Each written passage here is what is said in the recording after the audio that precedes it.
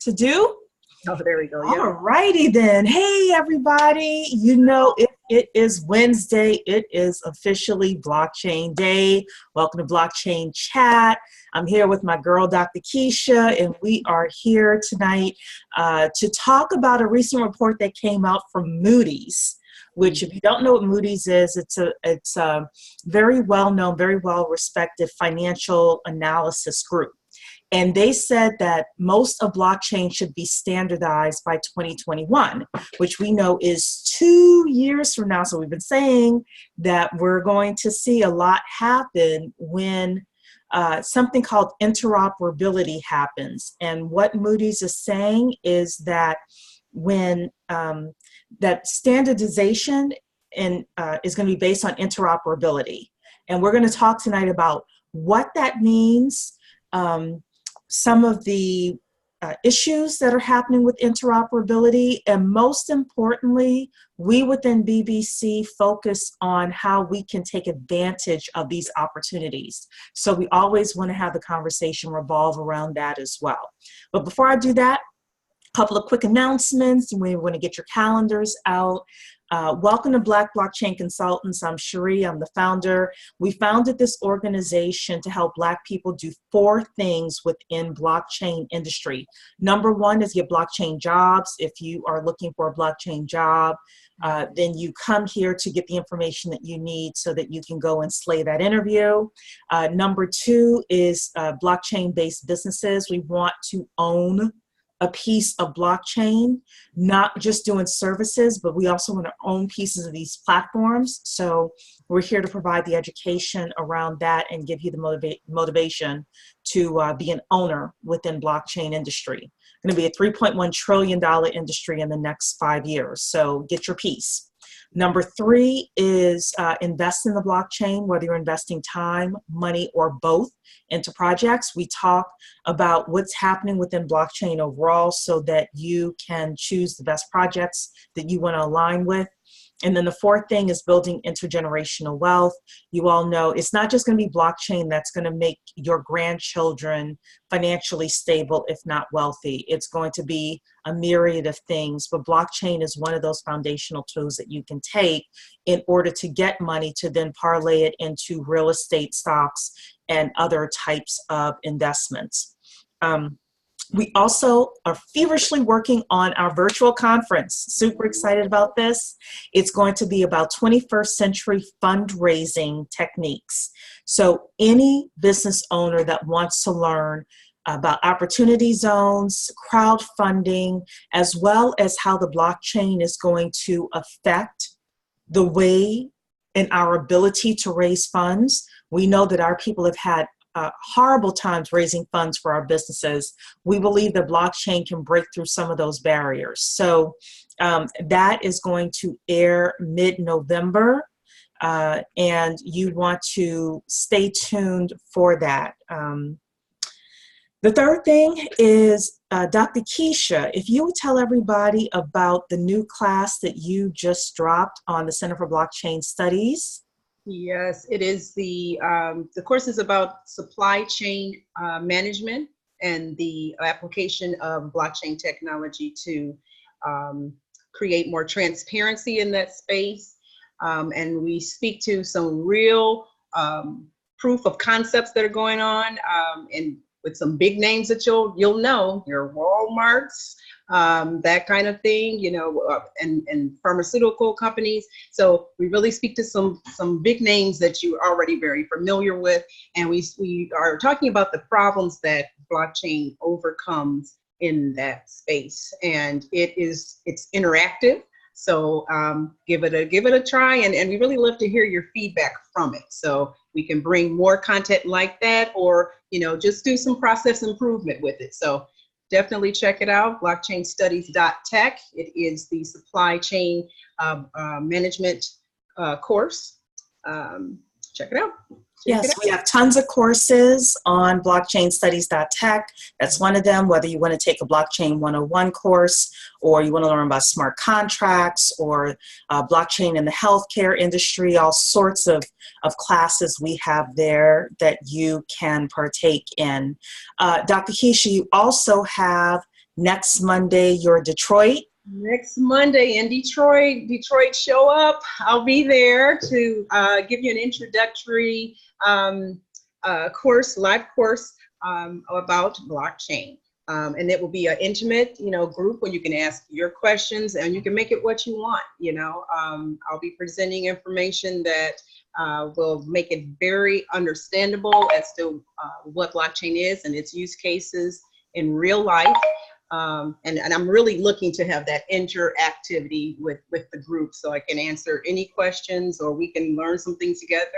And I want to make sure I can reach out and see who's here in Detroit with the same mindset that I have, so I can have somebody to talk to. Cool. And then we're also going to have one before the end of the year in Ohio. Laura Jardine is going to be doing that. And we're going to have one in the Metro DC area. I'm going to do one in Fairfax, Virginia. So if you live in those areas and you want to come to those, just stay tuned. So we will have those Blockchain 101 intensive classes here as well. And they're both 2 hours, or they're 2 hours. So so it's not an all-day thing. Two final announcements before we get started tonight. Atlanta 2020 is going to be happening February 16th and 17th. That is a Sunday and a Monday. Monday is President's Day. Take the time off work now, fill in your paperwork, ask your boss for the time off now. On Sunday, we are going to be tokenizing a piece of Black art, and we're super excited about that. And then Monday, I don't know what we're doing yet, but but the team is starting to get working on that. We do have Krista McFarlane, who is the head of Patientory, already confirmed to come and do our keynote address for that. She raised over $20 million. She's knee-deep into blockchain and is very much about helping us as a people get involved as well. So that is huge for us. So mark your calendars and ask your boss for the time off. So the final thing is, if you are an Inner Circle member, so if you're a part of Black Blockchain Consultants Inner Circle, on Monday we did a session on how to make money within Black Blockchain Consultants. If you have not had a chance to see that, you need to either go into your flock or go into your email if you are an Inner Circle BBC member, and check that out, because we've laid out 4 opportunities for you to make money within Black Blockchain Consultants. So definitely look at that. And with that, I want to welcome the president of Blockchain Consortium International, Mr. Eric Spence, in the house. Hey, always great to be here. Hey, everyone. Love being here and having this discussion with everybody. So, that's it. Tree, whenever you're ready to get started. Oh, great. Well, we're just going to hop in right now. So the discussion tonight is, again, around Moody's. And Moody's Investment Service is a very well regarded, very well respected financial analyst organization. And I tried to get their report itself, and they wanted me to spend money, and I said no. But that's okay, because you all know I was on the hunt for articles that we could read in regards to this. So I got you covered. Anyway, Moody's is saying that blockchain technology should be standardized by 2021. Blockchain standards are likely to emerge by 2021, which will be credit positive for securitizations using the technology. It will foster benefits such as interoperability and other operational efficiencies, says the Moody's Investor Service report. So a senior research analyst at Moody's spoke a little bit more about standardization. He says the standardization would ensure that blockchain's benefits are more accessible for securitizations. From here, the process would improve interoperability across systems and market participants, but also reduce counterparty concentration, operational and legal regulatory risk for transactions that use blockchain tech. And if you're a little confused, what's this interoperability thing? Hold on, because I have another article that explains what this is, because this article doesn't do a good job. So right now I'm just laying the foundation for you. Essentially what he's saying here, just coming back to the article, essentially what he's saying here is that standardizing blockchain tech would ensure that different networks could communicate with one another, ensuring that the benefits of all can work with one another. So I will give you a good example of this. Let's say that you are going to a bank. I'm not going to say the name of the bank, but you're going to Bank A. And Bank A uses one type of technology. And then you have an account at Bank B. And they use another type of technology.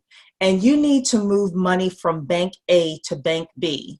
But the two systems don't talk to each other, and you cannot move the money from Bank A to Bank B, except if you were to go stand in line, talk to the teller at Bank A, get cash out, walk across the street to Bank B, and put money into Bank B.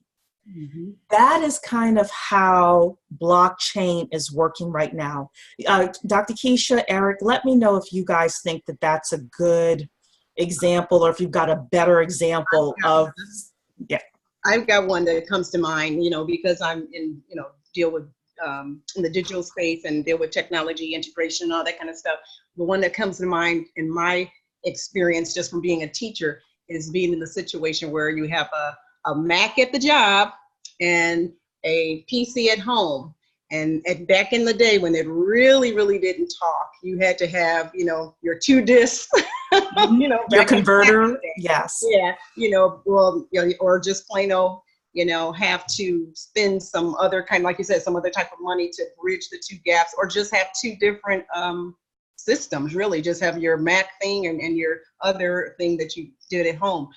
It was a little crazy. So, and those kind of things still kind of happen. We still see a little bit of it with like some browsers. I know there are applications at my job where if I use Chrome, which is a Google product, something doesn't present well in Chrome where it will in another, or vice versa, so you still have some of those kind of things. So that might be something that people can relate to, right now for sure.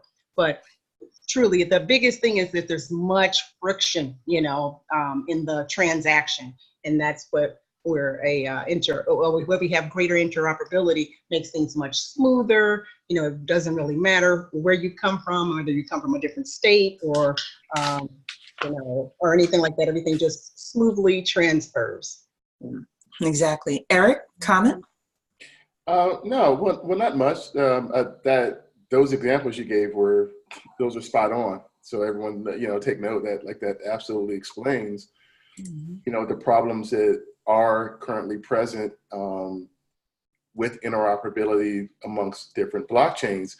I mean, you think of it as having a bunch of islands, and those islands don't have any bridges that connect them to one another. There are companies that have been working diligently on the tech side of that. We look at Fusion, OneChain. Yeah, we have a list that we're going to go over tonight of companies that are doing that. Okay, great. Yes. So now I do, as we get started, because I noticed he did bring the point, especially talking about securitization. So that's something too that, once we get started, I do want to kind of address that, because there are certain things with blockchain that when it comes down to working with securitized assets that have to be worked out. But I don't hold and they probably are mentioning securitization because it's Moody's and it's a financial publication. So that's probably the reason why they're mentioning it. Talisha brings up a great comment. She says software is a great example. Microsoft products, Adobe Acrobat, and operating systems. So with Adobe Acrobat, think about PDFs. In the beginning, there was just Adobe Acrobat. There was just Adobe, right? PDF.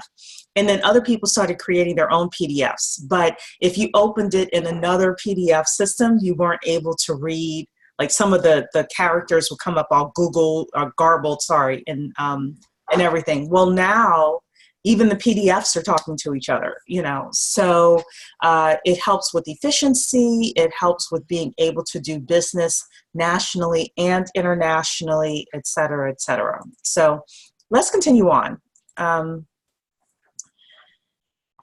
With this article, this article is super short. Yeah, this is the end here.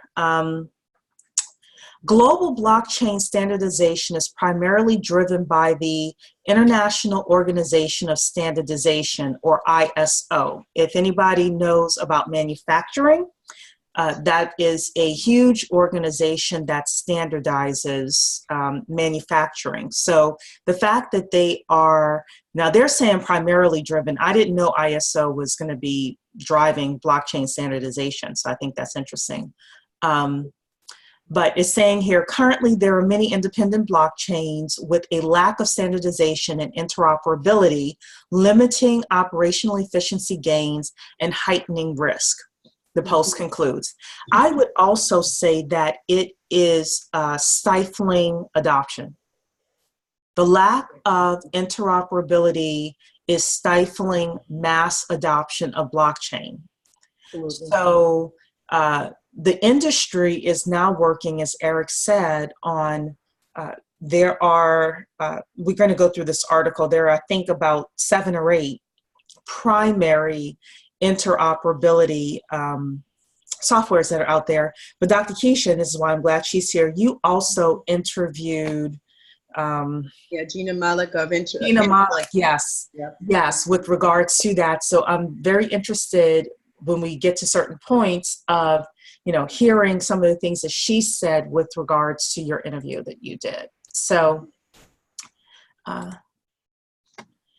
next thing we're going to talk about here is explaining a little bit more about interoperability. So this is a really good basic article with regard to this. So the first thing is, what is blockchain interoperability? So I think we gave a couple of really good notes with regards to and examples with regards to interoperability, but it really is one blockchain protocol's ability to talk to another blockchain protocol protocol so that we can transact business, basically, or use the system.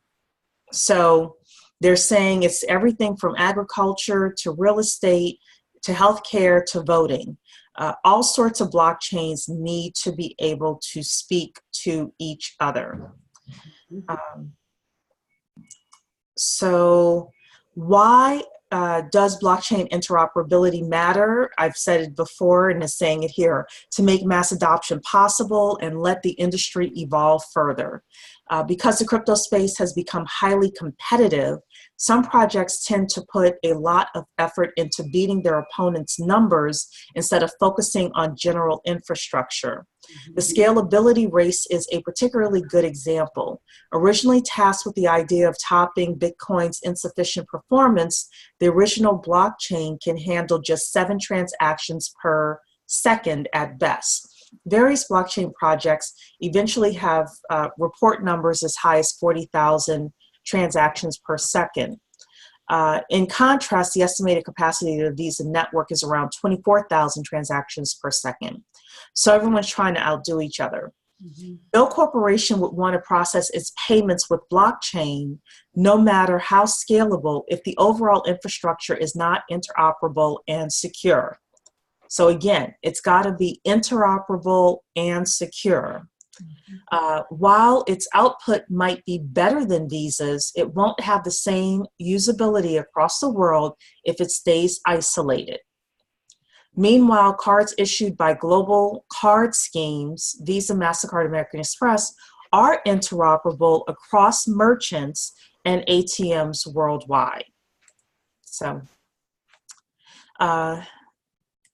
next is, are there any examples of why blockchain interoperability is important?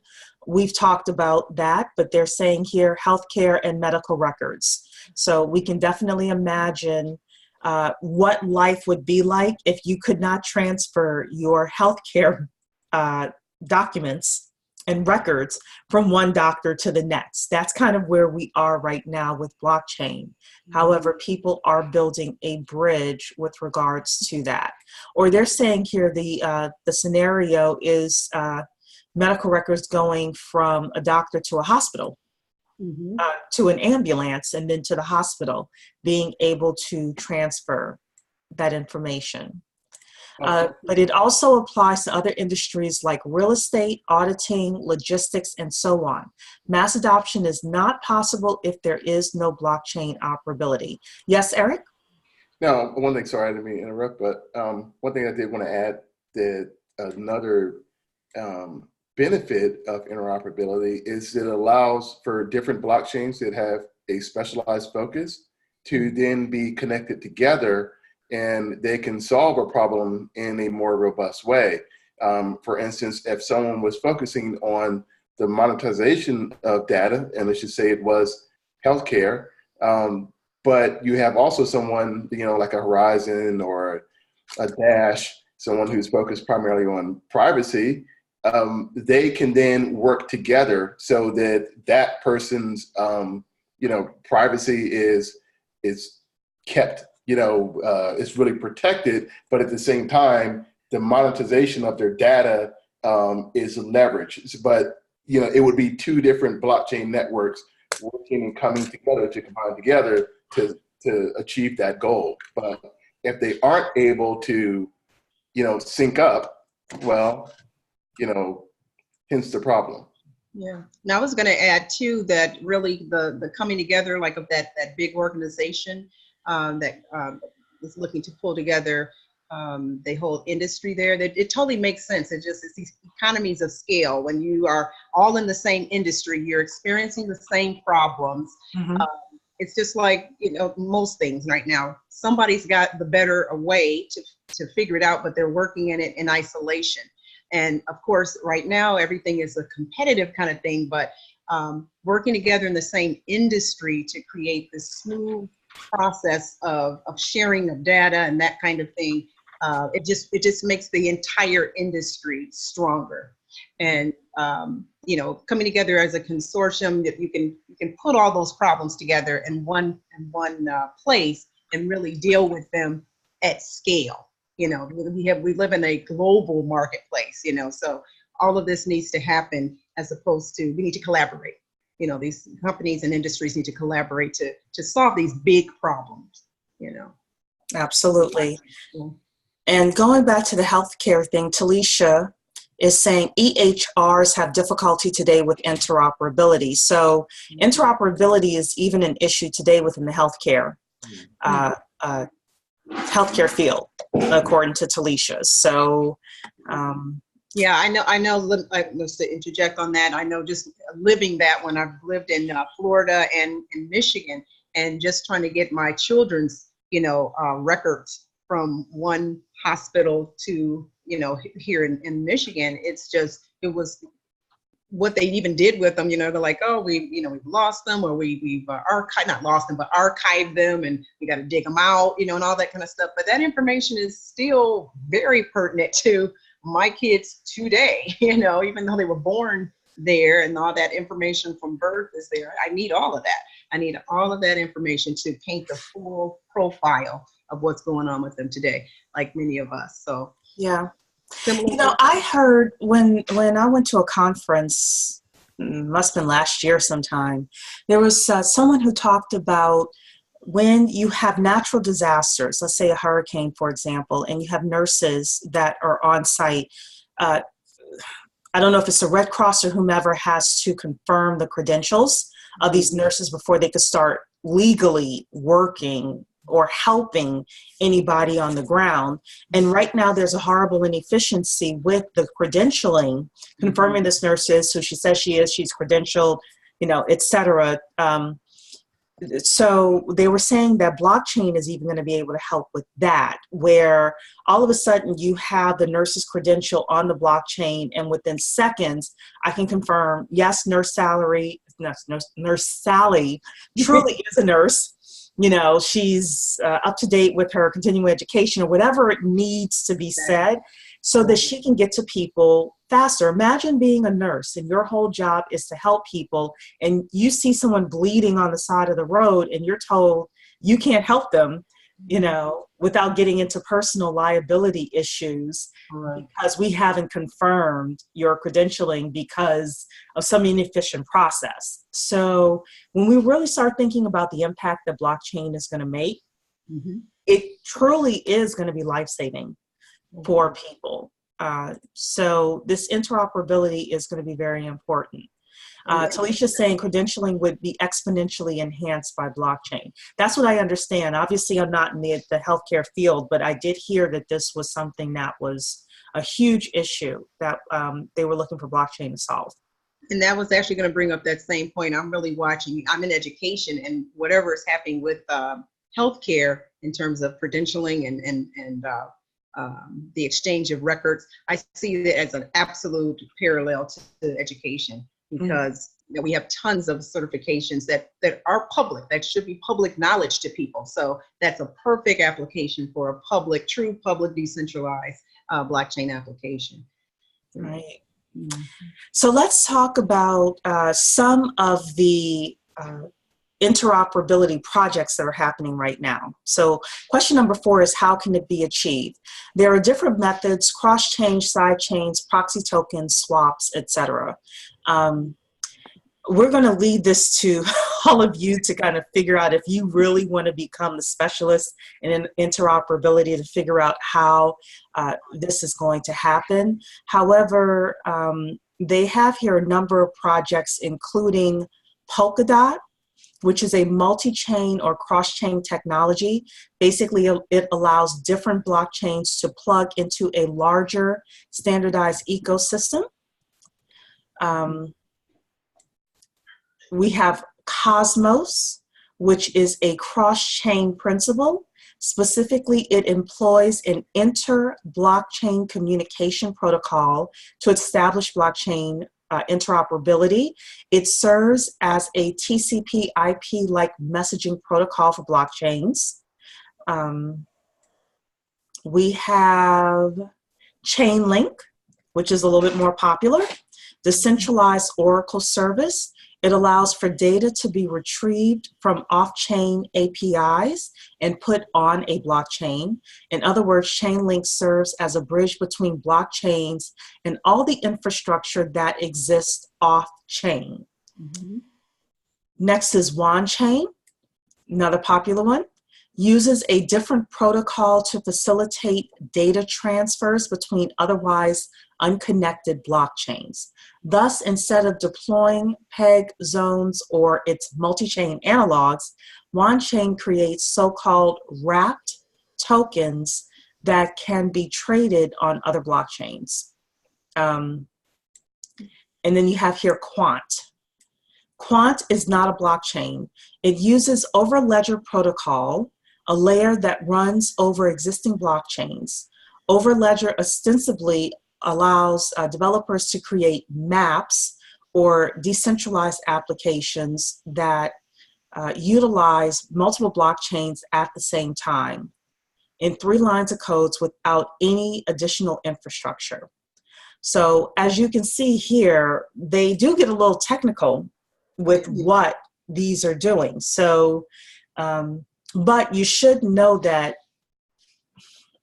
just like there were people that worked on HTTP back in the 80s in order to bring us the internet that we have today, there are people in the trenches working on blockchain interoperability. And I would kind of say, you know, we're kind of like 1989, 1990, you know, with where we are with blockchain interoperability.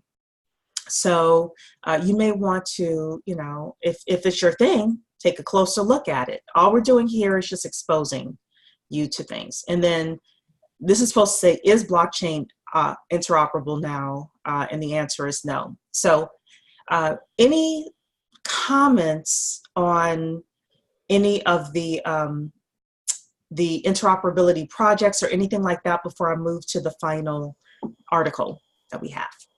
Well, I was just going to, oh, I'm sorry, Eric. Go ahead. Okay, I was just going to say that those are certainly just a few that exist out there. We started off mentioning about Block Interop, whose focus is in the area of healthcare, and they also have extended their that same approach, interoperability, in terms of the hemp industry as well. So, you know, that is really the big deal thing to get this. If we can get over the hump of interoperability, we've really gotten over a huge hump, because that is what, you know, blockchain in terms of the ideology is all about, is the free sharing of information. You know, it's freely shared, you know, publicly, yet with private oversights in some instances with, you know, zero knowledge protocols and such like that. But these oracles that allow information to come in from probably IoT devices and things like that make the capabilities of what we can do with blockchain really actionable for so many different industries. So it's good that we've got the big deal or big ones here, but there are definitely others that are in the works. Yes, and Gina Malik is a Black woman. Yes, She yes. and her partner, Black women. So we definitely want to keep them in mind as they are tackling this huge project. Eric?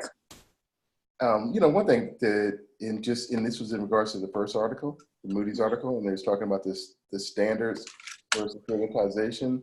I mean, one thing that, you know, for anyone in here, I'm assuming everyone here has, you know, maybe purchased some crypto or something, and you go and you may buy it in one wallet and maybe send it to a different wallet and hardware wallet or something like that.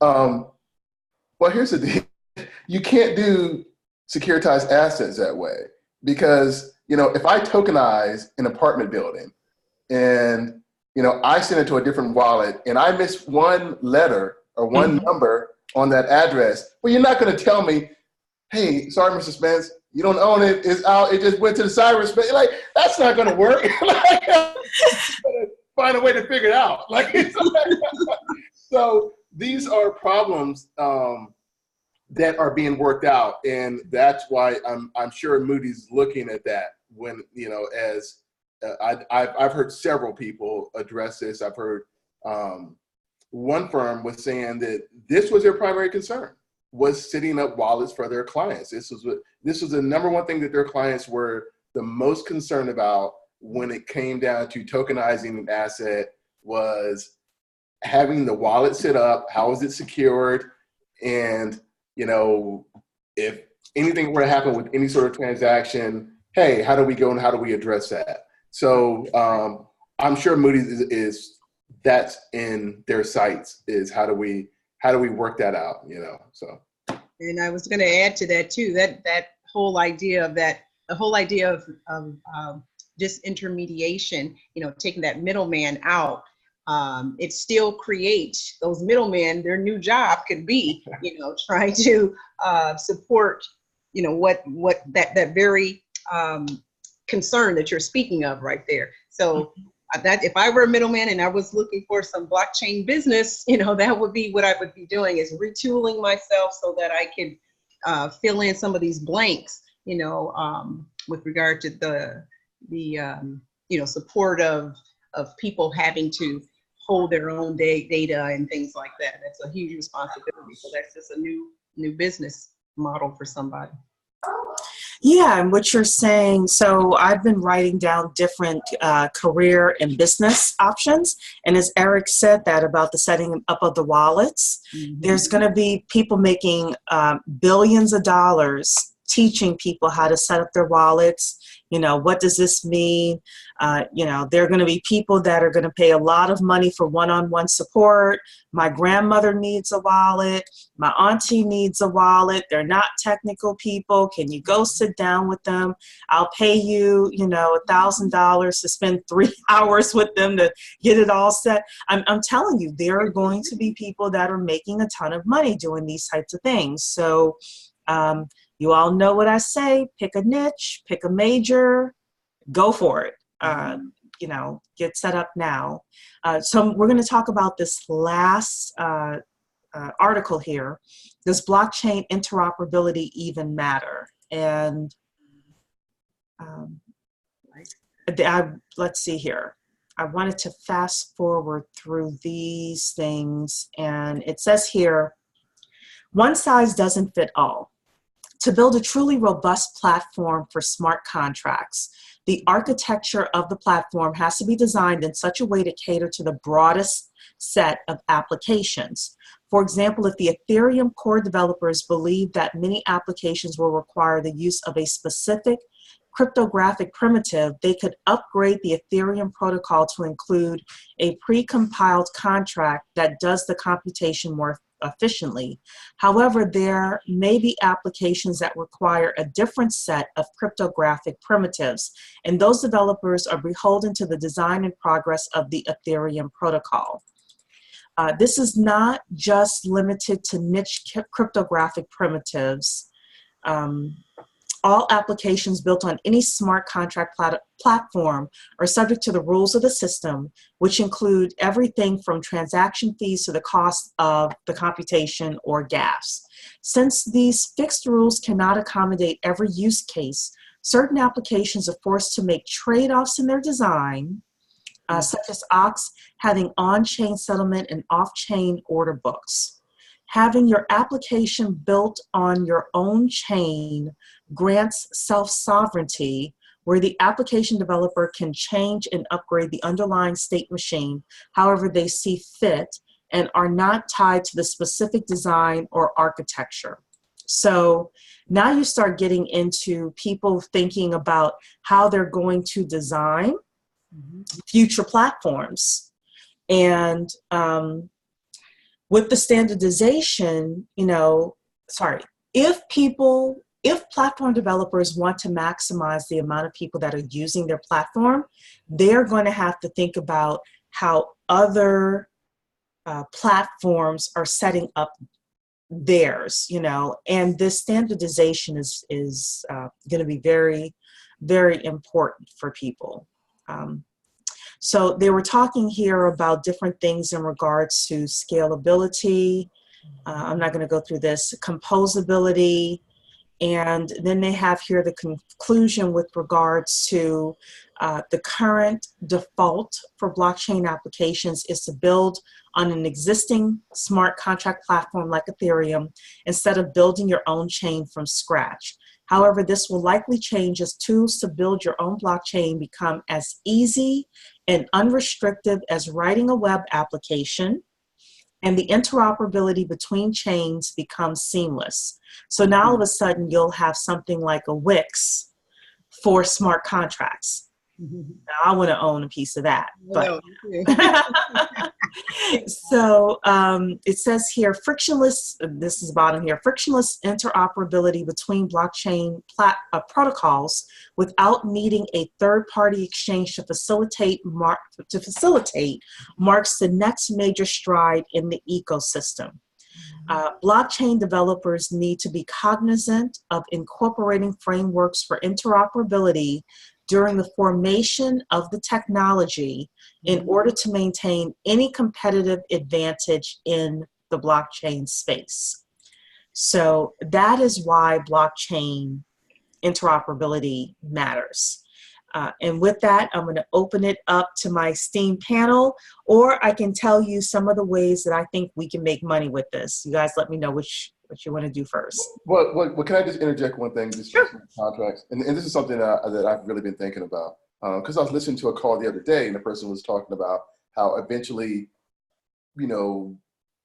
prenuptial agreements may be on smart contracts where they come in, both sides come in, their assets are tokenized. So hopefully that doesn't happen, but we know that we live in a real world. Divorces, those things happen, but then those assets would be very easily divided and go back to those respective parties.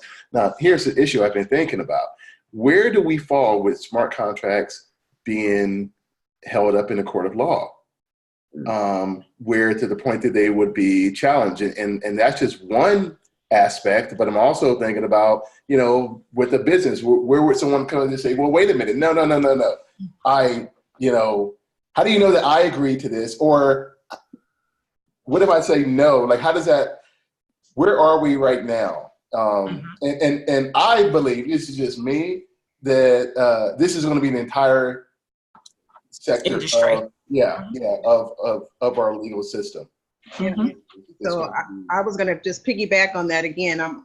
With every challenged or area of concern with blockchain at this point, I always look at it as a possibility, a niche area for somebody to get in. So even just bringing that point up, I've heard some people say that, smart contracts are neither a contract or smart, so that means that anybody who is an attorney or somebody in that space,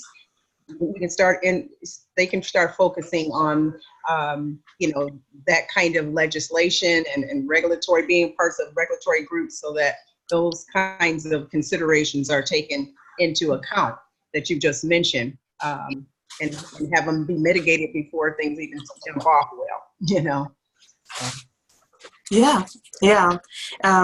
So Maureen Murat is the one that I've always heard say that smart contracts are neither contracts nor smart. And she is an attorney. She is going to be, right? She's confirmed for our 21st century fundraising virtual conference that we're having. So you get to hear from her with regards to that. But, just like the internet brought all sorts of new industries and professions, blockchain, artificial intelligence, robotics is going to bring about new jobs. And what I truly believe is we as a people have to become trained and retrain ourselves to be able to live in this new world. If we don't do that, then we're going to be left behind. So that's a part of why we're here, is to learn these concepts, be able to network with the right people. And I will tell you, most of you know I'm a business plan writer. A lot of the opportunities I get is from being in the right place at the right time with the right person who says, we need you, you're smart, you're capable. Can you come here and do this, that, and the third for us? So you can do the same thing if you're in the rooms, with these platforms that are being created. And how do you do that? You go to networking events. If you go to one a month and just meet the right people, and then get on your LinkedIn, make sure it says certified blockchain expert. If you have that certification, people start finding you. So just something to think about. Now, the question then becomes, how do we take what's happening in the industry with regards to standardization and interoperability and turn it into opportunities for us? So number one thing I said is becoming some sort of a specialist in interoperability, learning everything you possibly can. And I think you can do that from either a technical point of view or just from a future casting point of view. There are going to be people out there, you don't necessarily need to know all of the technical terms, but if you're staying on top of it and you become a thought leader and a soothsayer and a futurist about here's what's coming out around the corner, here's what's coming up around the corner with interoperability, there are going to be corporations and industries that are going to pay people who know a lot about these specific types of where the industry is headed. So that's one thing. You could also become an interoperability reporter. Let's say you don't want to be a futurist or thought leader with your own opinion, but you just want to report the facts. You can become the interoperability reporter that brings information to people as well, because there are always those two spaces within, whether it's social, you think social media. There are some people that just report on social media and report the numbers and the facts, and then there are other people that give their opinion and talk about where the industry is headed and things like that. So every industry has that. Another thing that I wrote down here is you can become a specialist with one specific system, whether it's, WandChain or one of these other interoperability systems, and you can learn everything about it and help blockchain platforms or help people use these systems accordingly. Another thing is you could join one of these blockchain platforms teams. You can do anything from PR and marketing to sales to what we're going to be doing within BCI, which is documentation, community management. You don't have to be the coder. You know, if you're an accountant, you know, consider being their accountant or whatever, you know, because all of these companies are companies, and a lot of them has raised money from venture capitalists, and they have to hit certain milestones in order to get additional funding. So you could join one of their teams. And Eric mentioned the setting wallets up for clients. So this is not just for interoperability, but this is just overall, you know, thinking about mass adoption with regards to consumers and what are consumers going to need in mass in order to be brought on. So either there are consumers that are going to need our services, or there are enterprises, whether it's small business, medium-sized business, large business, that need their hand held, you know, while they are implementing something. And again, you don't necessarily need to be the coder or the super technical person. You can be the project manager, or, you know, somebody who just knows how to relay information and pulls teams together in order to make things happen for small, mid-sized, and large businesses. So do either of you have other ways that people can take the information we learned tonight and actually apply it for jobs or businesses? I think I kind of shared mine, just really wherever you are thinking there is a concern or a problem, it's kind of how you look at it. You know, it actually is an opportunity gap. You know, it's a gap that needs to be filled in some way. Maybe you're not the person. You may feel like you're not the person, but just kind of jotting those things down and having those conversations in the right rooms, as Cherie mentioned, you can hook up with somebody who's like, yeah, you know, I've thought of that, and I may have a solution for that, you know. So you can be that person who's that design thinker, you know, get those ideas out there, and then the people who do code and do whatever, they can take it and run with it. And you can have that equity share in that idea. So, you know, I think that's the biggest thing. Yeah. Eric? Well, no, I just wanted to say what you laid out is very much the case of the way things are working right now. And I know, I believe it's the NIM Foundation, the lady there who was appointed last year to head up the NIM Foundation. She was pretty much like a super fan who was there talking about it on her LinkedIn, talking about it on her social media, really praising them, really, you know, talking a lot about the new developments and that sort of thing. And they ended up, you know, because they had some financial issues internally, but they brought her in from the outside and promoted and put her into that position. So I've seen multiple platforms that I've been on, and they have pretty much laid out the case that they are looking for ambassadors to represent their product and, you know, to go out and to, you know, stir up business, make those connections, and that sort of thing. You know, Cherie, you made the point early on about how early we are into this space. That's why it's such a great opportunity for people to capture and to deliver a lot of value. Is because a lot of these companies are nascent, they're fledgling, they're starting off.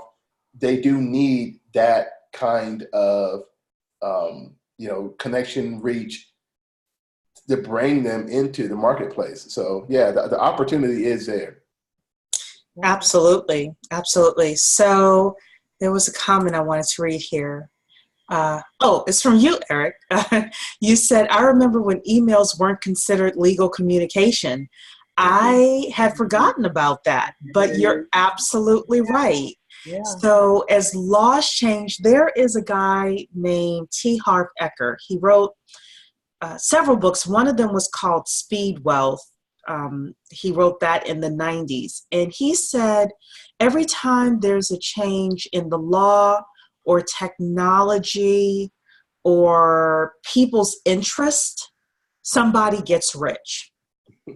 So I'll take it in terms of health and fitness. When Billy Blanks came out with Tybo, guess who got rich, right? When, the latest keto craze is here, somebody's getting rich off that. So that's something we can all relate to. With artificial intelligence, robotics, and blockchain, somebody's going to get rich. And it's something he said, and I will always, always remember that.